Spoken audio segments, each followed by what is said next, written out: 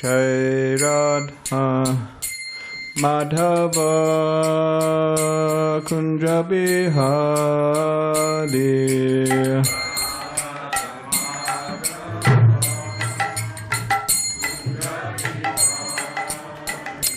Jai Radha Madhava Kunja Bihari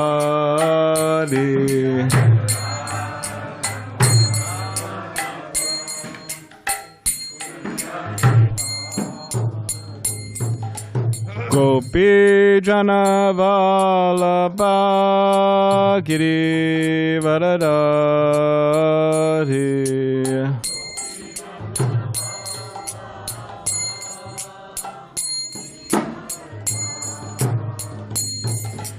Gopi Jana Vallabha Giri Varadari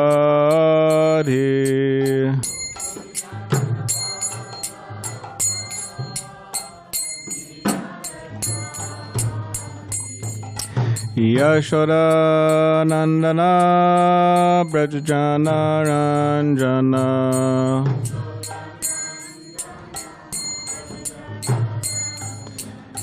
Yashoda Nandana Brajajana Ranjana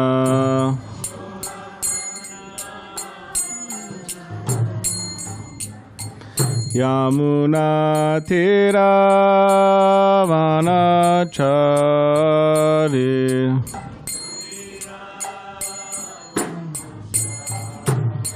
Yamuna Tira Vanachari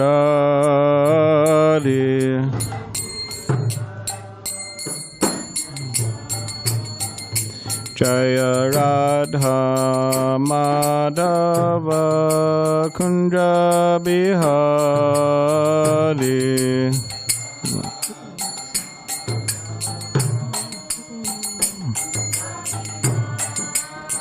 Jaya Radha Madhava Kunja Bihari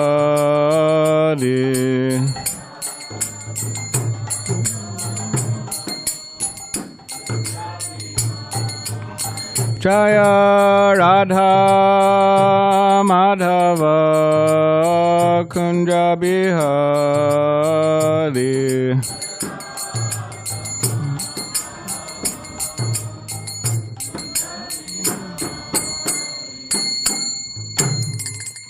Jayam Vishnupad Paramahansa Parivrajapacharya Ashtatrishata Srimad Bhaktivedanta Swami Prabhupada Ki Jai Jayam Vishnupad Paramahamsa Parivrajapacharya Ashtatrishata Srimad Srila Bhakti Siddhanta Saraswati Thakur Prabhupada Ki Jai Ananta Koti Vaishnav Vrinda Ki Jai Namacharya Srila Haridas Thakur Ki Jai Prem Sekaho Shri Krishna Chaitanya Prabhu Nityananda Shri Advaita Gadadhar Shri Vasadi Gaura Bhakti Vrinda Ki Jai Shri Shri Radha Krishna Gopa Gopinath Shama Kun Radha Kun Giri Govardhan Ki Jai Vrindavan Dham Ki Jai Navadvip Dham Ki Jai Ganga Yamuna Mai Ki Jai Tulsi Maharani Ki Jai Bhakti Devi Ki Jai Samaveta Bhakta Vrinda Ki Jai New Govardhan Dham Ki Jai All glories to the assembled devotees, all glories to the assembled devotees, all glories to the assembled devotees.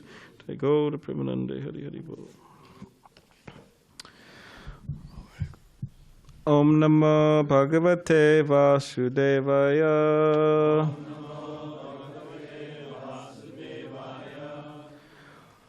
Om Namo Bhagavate Vasudevaya.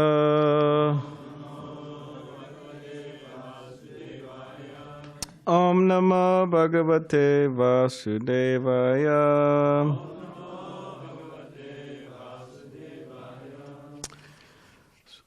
Ninth Canto, Srimad Bhagavatam, Liberation, and chapter 10, the pastimes of Lord Ramachandra. And we left off, Dvijamani read text 11, right? Yesterday. All right, so there's 12, 13, and 14.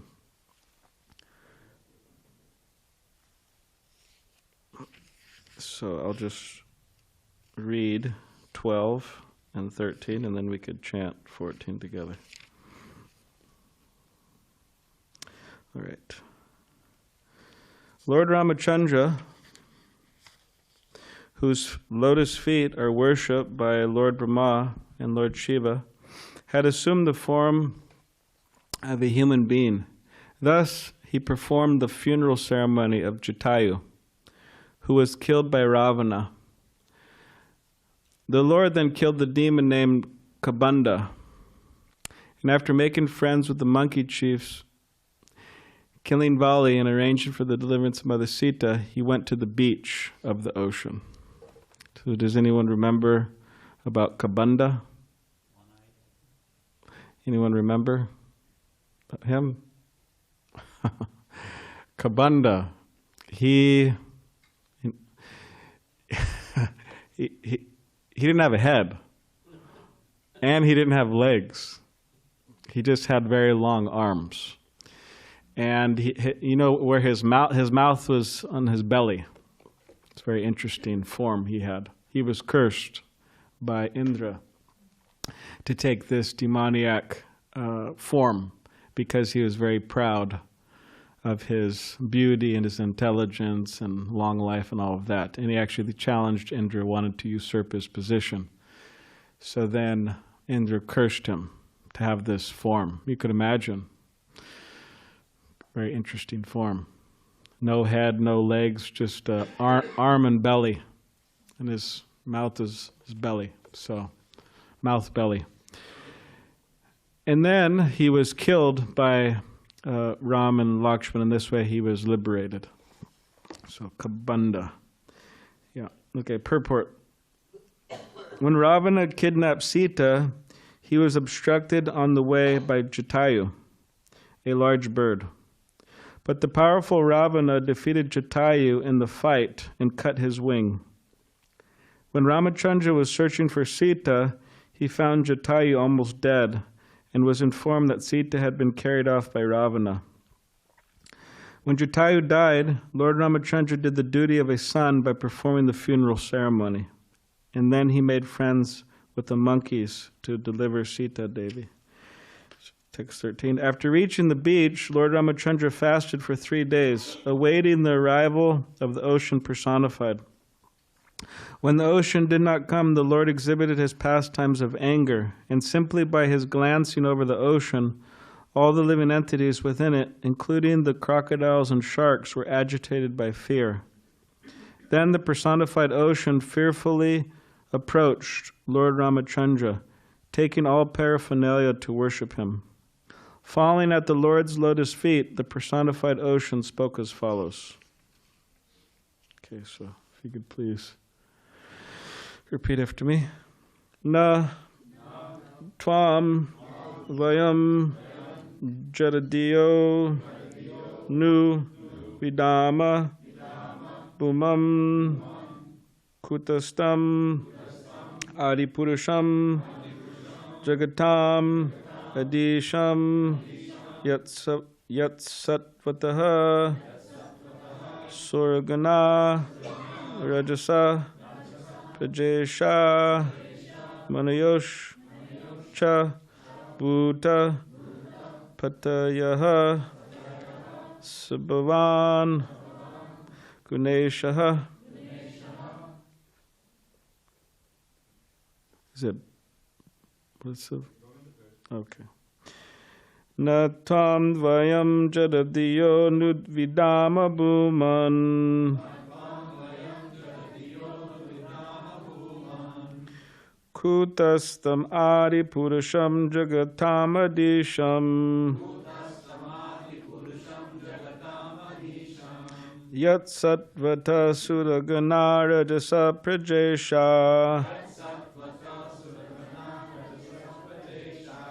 Manyoscha bhutra pataya sabhavan guneshaha.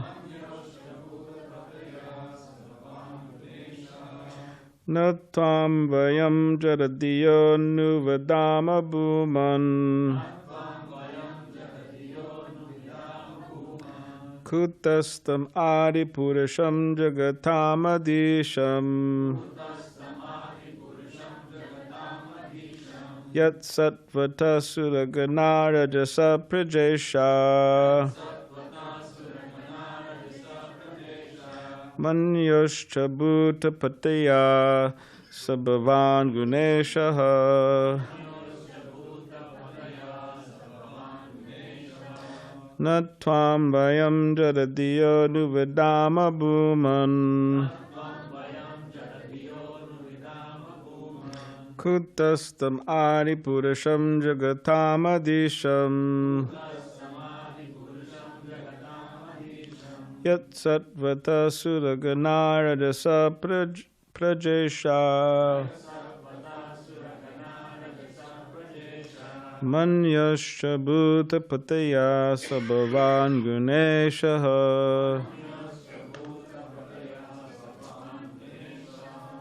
Please.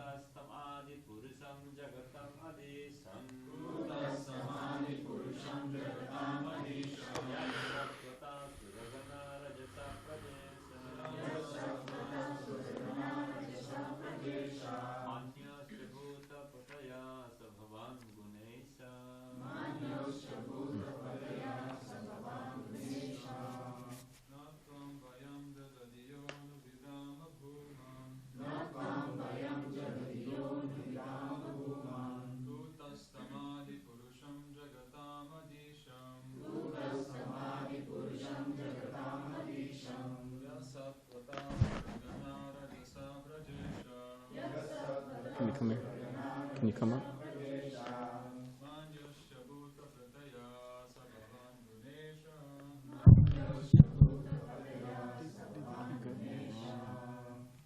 Would like to chat? There's a platform behind the window. There's a unknown volume that's covered with a white chatter. And on top of that chatter, there's a book.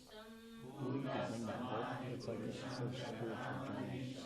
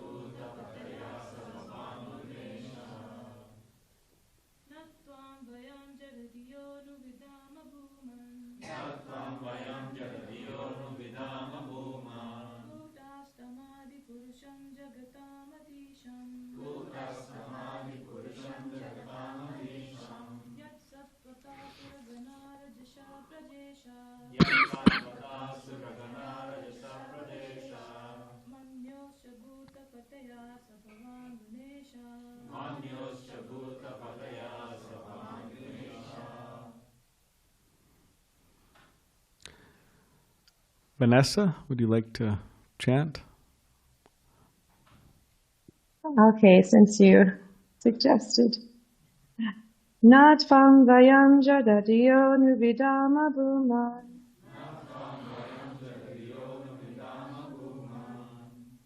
Bhutastamadi Purusham Jagatam Adisham.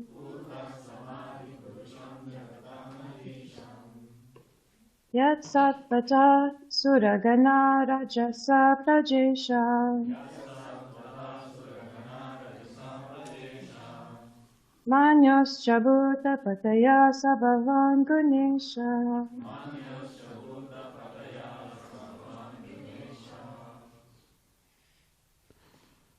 Anyone else and there would like to chant on Zoom? Okay. Please repeat after me. Na, not.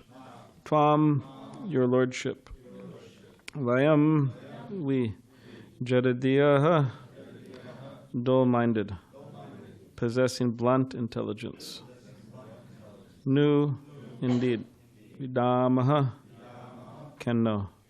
Bhuman, O Supreme.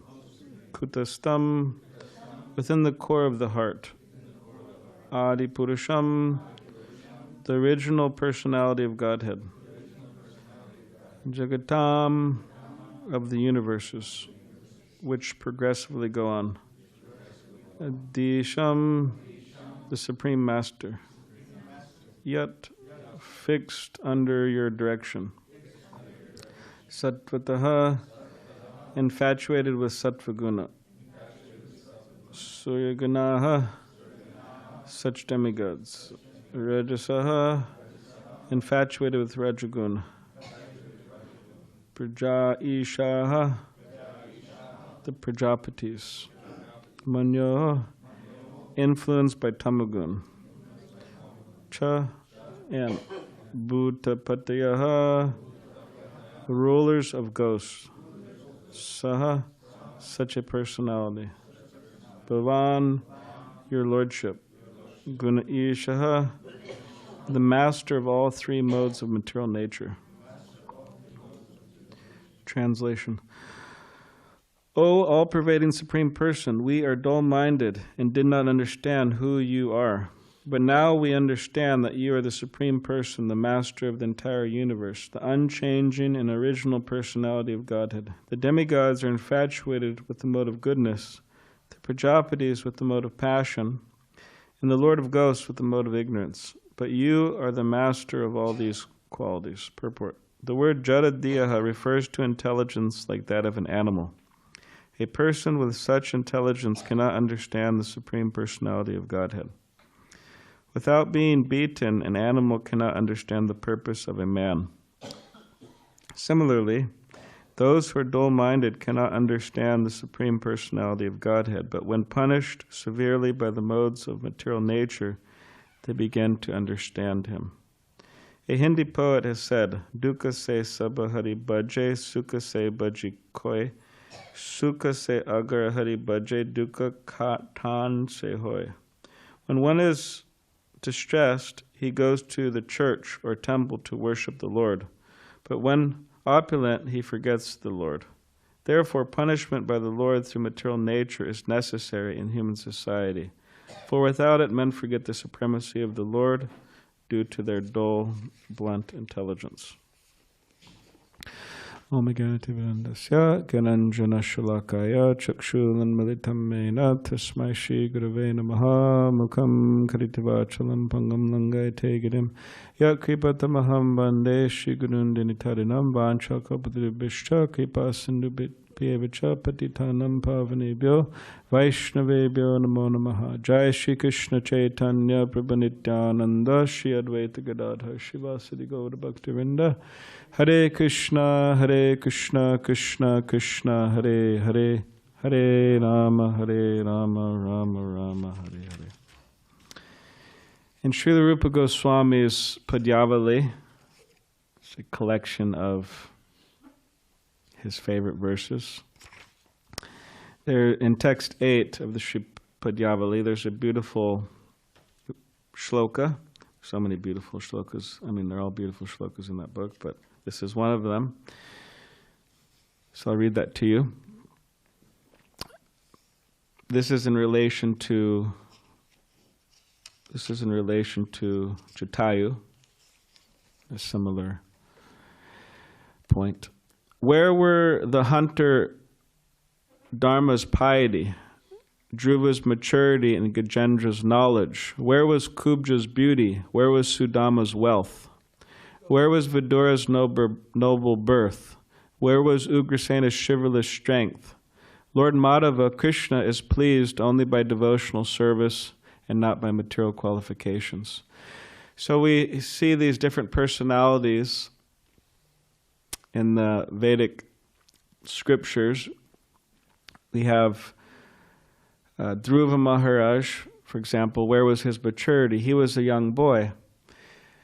And it's not that he was looking for God, looking for Krishna to please him, to serve him. He wanted revenge because his stepmother offended him.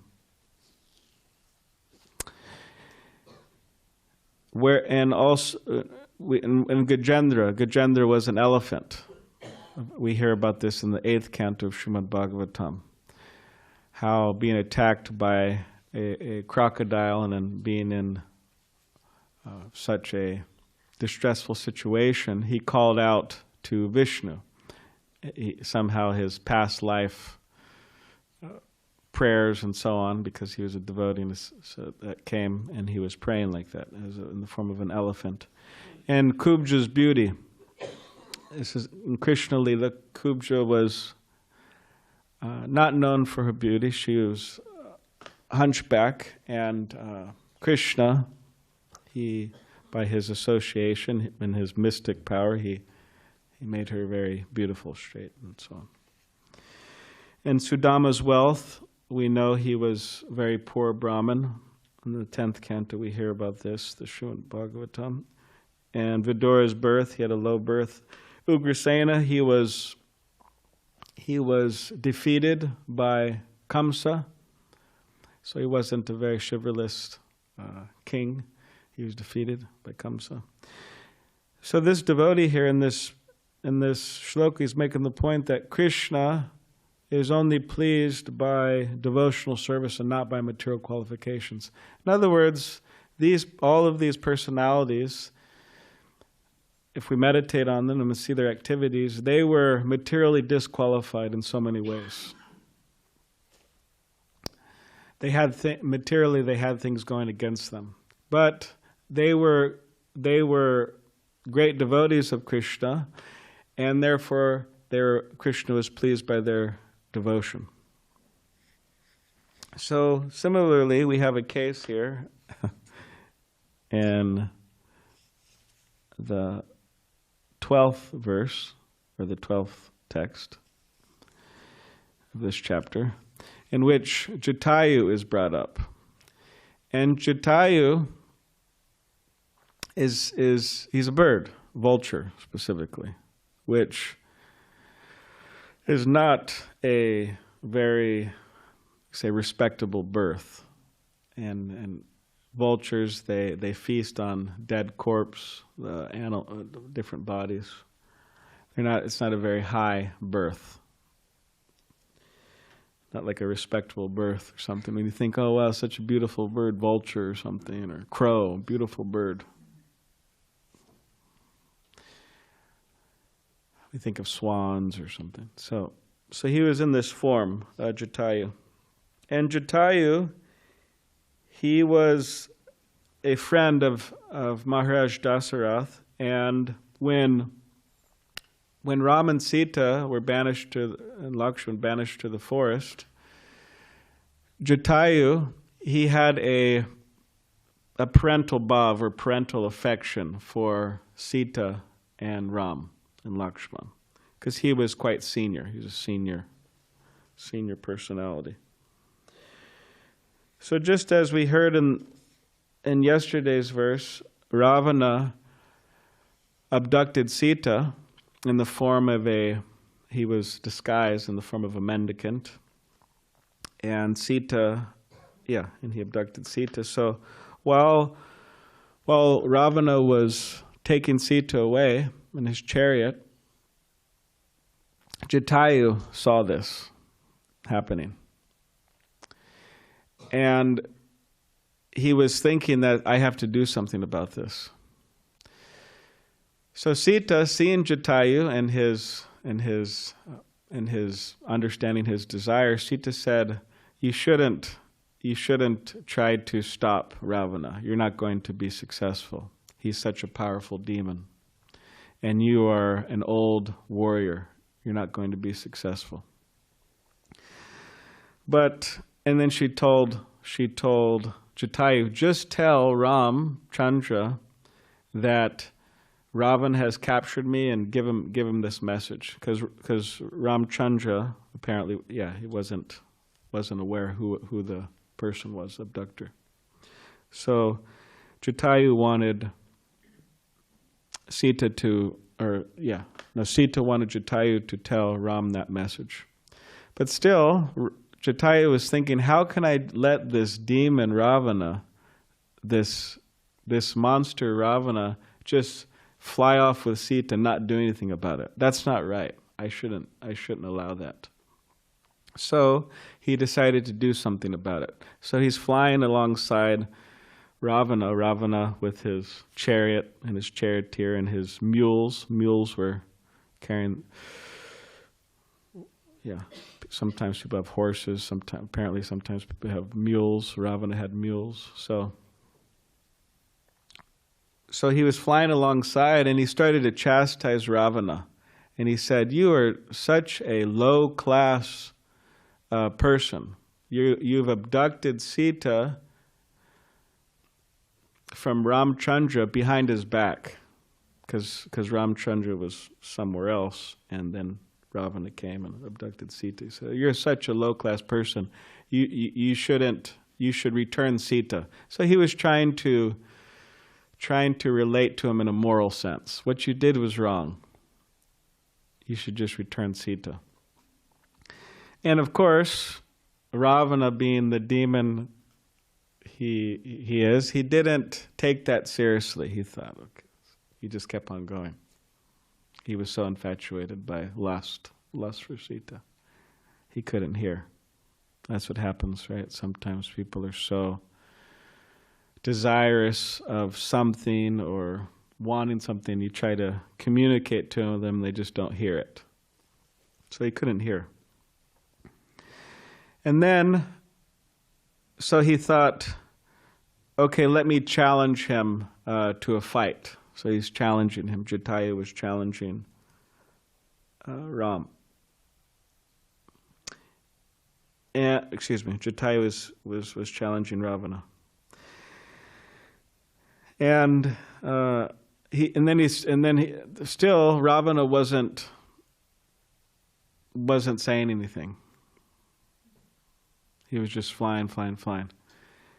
And then Jatayu started calling him names, you're a coward, so on and so on. And then still Ravana wasn't responding.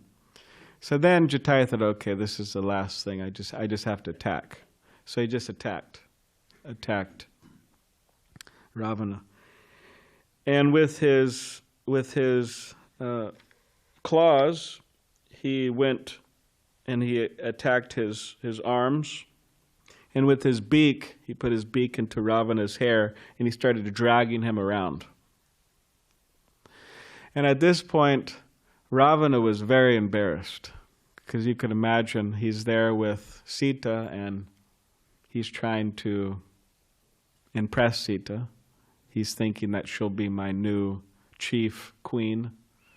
So, and then you have Jatayu, a bird, just come and start dragging him around. So you can imagine Ravana and how embarrassed he was. Yeah, and an old bird. So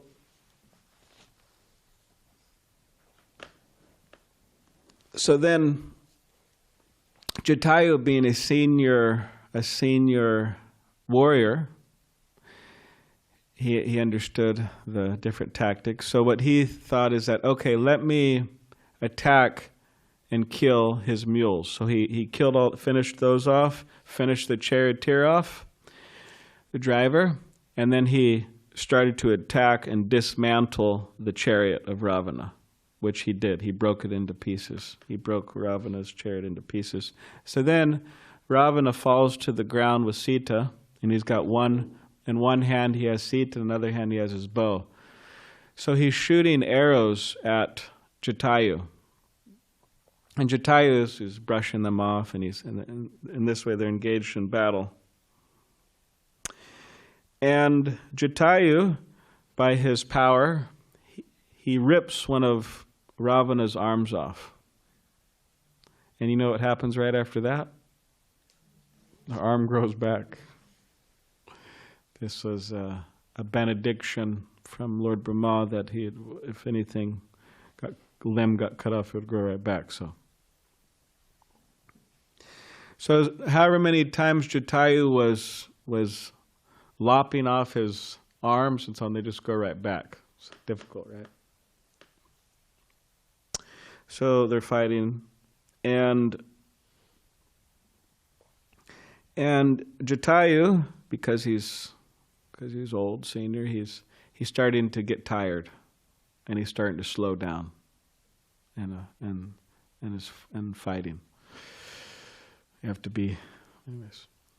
So then Ravana, seeing this, he thinks, okay, this is my opportunity, and he just cuts off one of the wings of Jatayu, and then he cuts off the second wing of Jatayu, and then Jatayu just falls on the ground, blood everywhere, and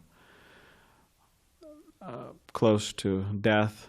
And then Ravana, through his mystic power, he just flies off into the sky, roaring with Sita, and goes off to Lanka.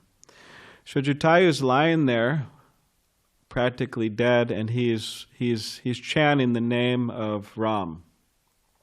Chanting Ram, Ram, Ram. And then Lord Ramachandra and Lakshman, they appear on the scene, and they see this bird. And Ram is thinking that, oh, maybe this is the abductor. This is the person who kidnapped Sita. So he takes out his bow. And oh yeah, is it? I thought it was Ram. I think it was Ram. Anyways, we could look into the detail. But Ram, and so the bow. So he puts his arrow to him, and you can imagine that Jatayu's lying there, he's chanting Ram, Ram, Ram, and all of a sudden the Ram's he's pointing an arrow towards him, about to kill him, because he can't recognize him because he's so mutilated. So then he comes closer. Ramchandra comes closer, and he hears this personality chanting his names, Ram, Ram, Ram. So, and he gets closer and he recognizes it's Jatayu, my great devotee who has this parental affection for me. And he's lying there, and Jatayu's lying there, and Ramchandra comes up to him and he embraces him. And Jatayu, which you could imagine, there was much ecstasy over that, Jatayu being embraced by Ramchandra. And Jatayu, he started to tell Ramchandra the message that Sita wanted him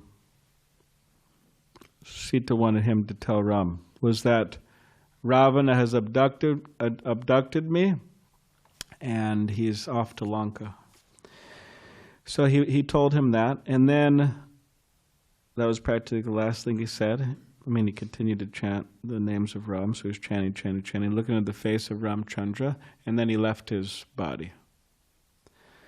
And Ramchandra, also being in the mood of a son with Jatayu, did the funeral rites for Jatayu. So in this way, we see that Jatayu, he was defeated in one sense, but in another sense he was victorious. He was victorious because he got darshan of Lord Ramachandra, and he left his body in the presence of Lord Ramachandra, looking at Ramachandra, chanting the name of Ramachandra. And he died a glorious death, sacrificing his life, even though he knew he probably wasn't going to be successful. Still he tried and sacrificed his life to try to stop Ravana from kidnapping Sita. So in this way, we could see how glorious he is. And Krishna talks about this in the Bhagavad Gita, that, at least talking about the end of one's life, if one leaves his body thinking of him, Krishna says, Antakalecha mameva, that, or janma, specific Antakalecha mameva, that if one leaves their body thinking of Krishna, then they will attain Krishna, or they attain the spiritual world. And this is a success that Jatayu attained. And in this way we see that a devotee is never defeated. A devotee is always successful.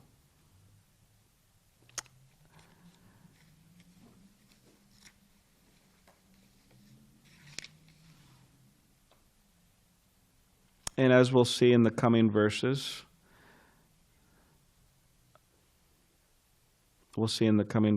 how those with the intelligence like that of an animal, what's the term? Jada, dull-minded, possessing blood intelligence.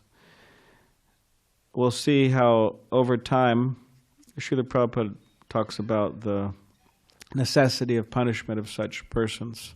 They can't understand any other way, so they have to be punished by the laws of material nature. And in this way they could wake up. So we'll see how eventually, in these next verses, how Ramchandra comes face to face with Ravana. And he tells him some very intense things before he kills him, which I forgot about actually, but we'll hear this in the following verses. He criticizes him quite heavily, Ramchandra. Very choice language.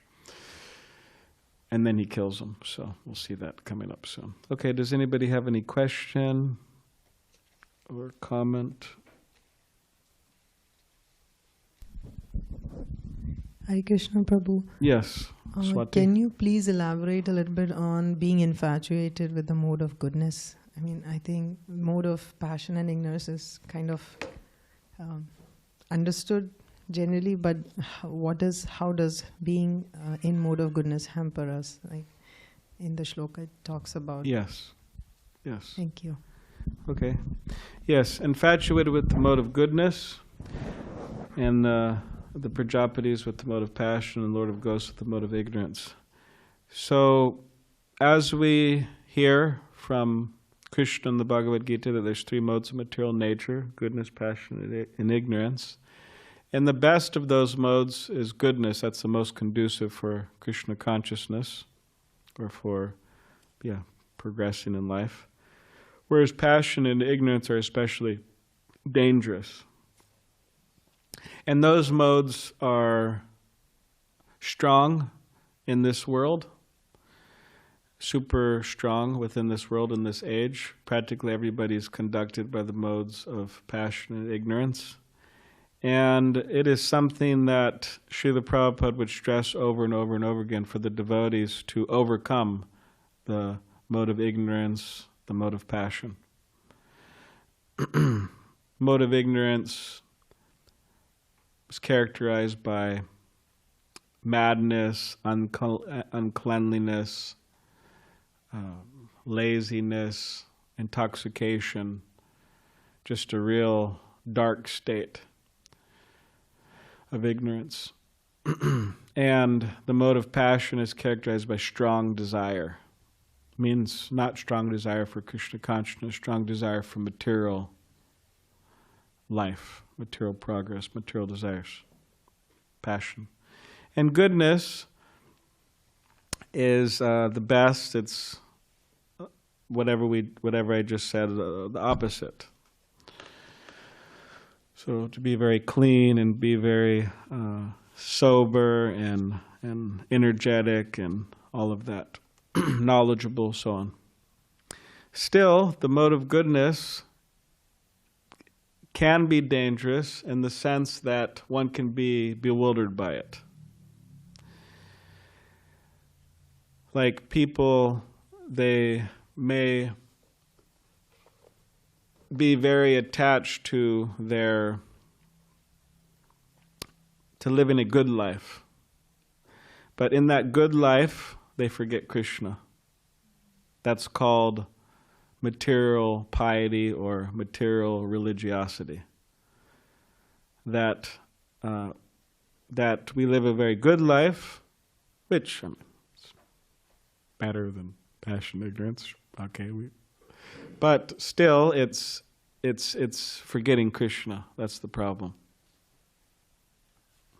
And then that way it could be very bewildering. Because it's a good life. Everything's nice, everything's clean, everything's good, and it's like very peaceful, and in that way, yeah, it's yes. I was also thinking about like philanthropists. Mm-hmm. As Srila Prabhupada explains that sometimes these isms, as he calls them, becoming a benefactor to humanity, we can become forgetful of Krishna in that way. We be waylaid by doing these good acts, which are in the mode of goodness, helping people with, living conditions or feeding the hungry and all this kinds of stuff, doing pious deeds like that, which are good. But also we need to understand that that it's all by Krishna's mercy that we're able to actually do this. So I think if we forget that it's because of Krishna that I have all these things and we see ourselves as doing them, then that can also distract us very much from Krishna and make us feel like we are, in a way, God. Yes. In a sense. Yeah, thank you. Yeah, in Bhagavad Gita, Krishna says, there's this verse, Bhoktaram, the peace formula, Bhoktaram yagatapasam savalok maheshwaram suridam sarvabhutanam gyatva mam shantam richati, that Krishna says he's the supreme enjoyer, supreme proprietor, and what else? Well-wisher. There's proprietor, enjoyer, benefactor, I think. Yeah. So when we talk about philanthropic work, sometimes, the real philanthropic work ultimately is to introduce people to Krishna. Because by being introduced to Krishna, to the philosophy of Krishna consciousness and the whole practice and everything, then all of their problems are solved. But sometimes the philanthropic people, they, like Praneshwari was saying, they in a sense try to take the position of God. I'm the person distributing mercy here. And they also forget. So that's there. I think Javita people wanted to say something. The text. Mic is on? It's on. It's on. Chapter 14, text 18. Krishna says, those situated in the mode of goodness gradually go up into the higher planets. That's it. He doesn't say they go home back to God. Yes. So if you get up to those higher planets, then you think, I got it made, So I always like to say the mode of goodness isn't good enough, but it is an important kind of platform upon which you can cultivate Krishna consciousness. Yes. So many things, like you come to the ashram, the temple, it's clean, people, so the mode of goodness predominates in that sense. And if you're not going to be able to, get to the mode of goodness, it's going to be very difficult to advance in devotional service, because the mode of passion and ignorance will be blocking you. But in the mode of goodness, you're fortunate. But if that's all you do, then far harder you can get to the higher planets. That's not where we want to go. The highest planet, but not heavenly planets. Hare Krishna. Oh, I think maybe they had some more about that, and then you could go, Chad. So Prabhu, this is reminding me of this shloka. I know Sunday school kids learned, that's how I learned also. Yat karoshi yad ashnasi yat choshi dadasi yat Yat tapasyasi kaunteya tat kurushva madarpana. So if we are in mode of goodness, keeping that attitude in mind, like do everything offering to Krishna, whatever we are, whatever good deeds, then it's okay. Yeah, that's good. Then Yeah. this doesn't apply. Yeah. Okay. Yeah. Thank you. Yeah, mode of goodness plus the activities of Krishna consciousness is very good. And then that will bring one to the mode of pure goodness, they call it Vishuddha Sattva. It's beyond the modes of material nature, pure goodness. So that's the idea. It's just like pure Krishna consciousness. So. Hare Krishna, Prabhu.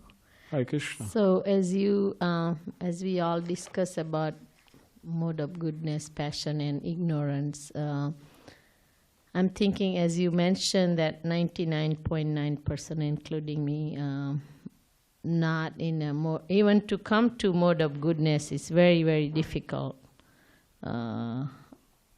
What to speak about, Suddha Sattva is beyond my even level or imagination. But how do people come in that level? Because gunas are changing every time, every minutes, every second, and we go up and down. And so what is, if you can elaborate, what is the best way to keep, so we can be a little bit in a mode of, or be aware of that, okay, I'm in mode of passion, I'm now in ignorance. Some kind of awareness or something to go forward upper to that level. Thank you. All right, thanks. Well, Srila Prabhupada, we're all here right now, so it's a good opportunity. But Srila Prabhupada, he established a morning program, which we're all at right now. And in that morning program, there's five activities that mainly are going on, and that is we're associating with devotees, we are chanting the holy names, we're engaged in deity worship, we're in a holy place, and then we're hearing Srimad Bhagavatam. So these are the five most potent forms of devotional service outlined by Srila Rupa Goswami in the Nectar of Devotion. And these have immense spiritual power. So the more we can engage in those, means all together here or at one's home and so on, the more we engage in those, the more strength we will have, and the more we can live in the mode of goodness and ultimately live in the mode of pure goodness. And from this hearing and chanting about Krishna, all things come. And we always have to remember that, because sometimes there's a tendency to forget that point. How will things go on? How will we all cooperate with each other? Hare Nam, by chanting the holy names of Krishna.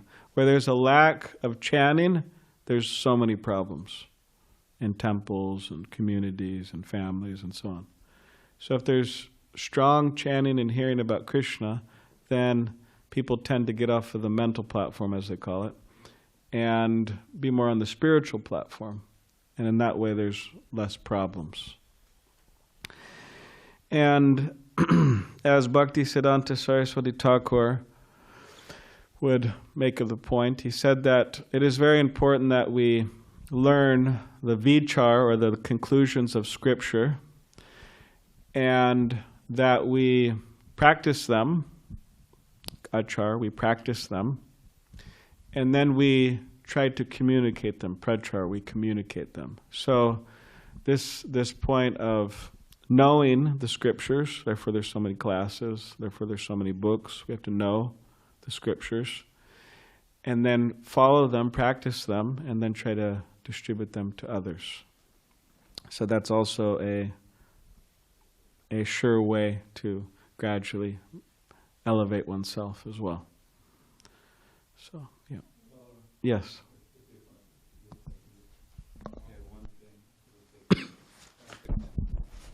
Not knowing this wonderful prachar, I came up with a similar thing. Learn it, live it, give it. There you go. Bhagavad Gita. Learn it, live it, give it. Does Vaisheshika Prabhu know that one? I don't know. You have to should share. email him and tell him, because they have all types of sayings up there. Right? Always better service. What are some other ones? Assume it can be done means we could distribute millions of books. Assume it can be done. Always better service. Where attention goes, energy flows. Right? So many things. You could write them, yeah. All right, I think Chad, you had something to say? Hare Krishna.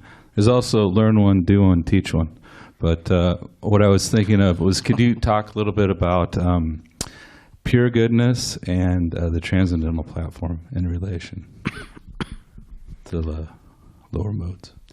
Yeah. Well, pure goodness means pure devotional service. One is anyabhilashita shunyam. All their material desires have become nil. They become not nil, they become zero.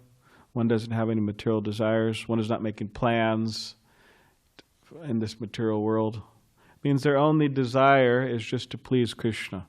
Their only desire is to please the devotees. Their only desire is to try to bring people to Krishna. They don't have any other desires. So that's the transcendental platform. And of course, we know there's sadhana bhakti, which we're engaged in following the rules and regulations under the direction of Scripture and the spiritual master. We may not have so much attraction for that. But then that turns into spontaneous attraction. And then further on to bhava bhakti, which is the preliminary stage of love for Krishna. And then prema bhakti. There's so many stages in prema bhakti.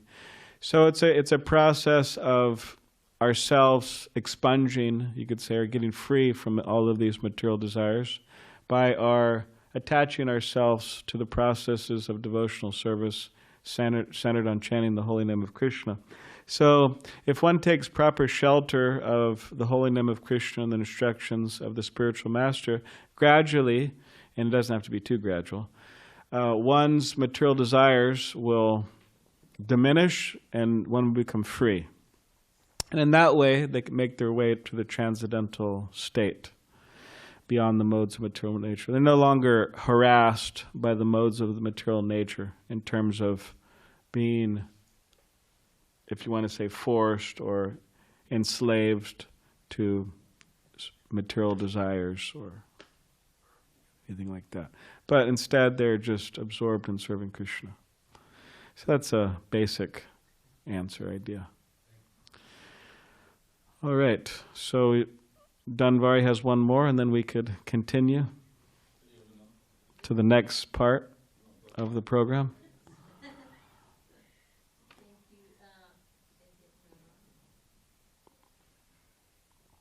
Hare Krishna. As you said, to come up like raga nuga, like spontaneous bhakti and Shuddha Sattva and all. In Grihastha life, do you think it's possible, or how do we? It's like slowly we just. You're putting me on putting me on the spot here, huh? No, you don't have to answer. But I was I don't just have thinking, to answer. Then I mean, how is it that you're asking? I just say, okay, I was sorry. Came to my mind. No, that's okay. I'm just joking. Well, you have so many wonderful examples of our acharyas. You have Lord Chaitanya Mahaprabhu with all of his associates. So many of them were grihastas. Some were brahmacharis and sannyasis. But Lord Chaitanya was very happy, for example, when he heard that one of his followers, the wife, were going to have a child. He was very happy. He named that child and so on. Of course, when some of his sannyasis would act out of line in relation to their vows of not associating close with him, he was very strong. So both ways were there. Hard as a thunderbolt, soft as a rose. But you also have a number of our acharyas, wherein our own Srila Prabhupada was in that ashram. You also have Bhaktivinoda Thakur with all of his children and his, writing so many books and absorbed in Krishna consciousness, pure devotee. So one could be a pure devotee in any ashram. That is absolutely possible. One could be a guru in any ashram. That is possible. Of course, later on in one's life, it's advised that one try to get out of that, if you want to say, grihastha mode, in that they try to dedicate more of their time wholly and solely to the practices of Krishna consciousness, if you want to say like as a vanaprastha type, which means not working for money and spending time, more and more time serving Krishna, or all one's time serving Krishna. So just like a full-on dedication. You know, the kids are grown up, they're in college, this, that, you have enough money to retire, all of that good stuff. And there's so much service to be done, and you see many vanaprasthas, engaged like that. So that's something as well. And for more information on that, read a upcoming book by Jayaveta Swami. What is the book called? The Vanaprastha Adventure. Oh, wow, all right. Sounds exciting, right? The Vanaprastha Adventure. When is it coming out? Maybe a year? Maybe this year, maybe next year. So Jayadvaita Swami, so on is Jayadvaita Swami, learned disciple of Srila Prabhupada, spiritual master in the ISKCON. He wrote a book, The Adventure, what is it? Adventure, Vanaprastha Adventure. So where he got a lot of quotes from Srila Prabhupada and so many different things and wrote about it. So, yeah. Thank you so much, Prabhu. Hare Krishna. Thank you. All right, so yes, thank you all again for taking the trouble to come to the temple this morning, despite living so far and so on. So this is our first attempt at a more organized attendance. So we plan to do that every month, once a month. And in the next coming months, there'll be Gauranga Swami coming, so he'll give a talk on one of these mornings. And who else is? He's definitely giving some classes, Madan Gopal. But what other visitors are coming? Anyways, a number of other visitors are coming, so there'll be different people. Gauranga Darshan's coming, so different devotees are coming. So in these Saturday gatherings that we have once a month, we'll have different speakers come in and so on. So anyways, thank you all very much. Grantaraj Srimad Bhagavatam ki jai. Srila Prabhupada ki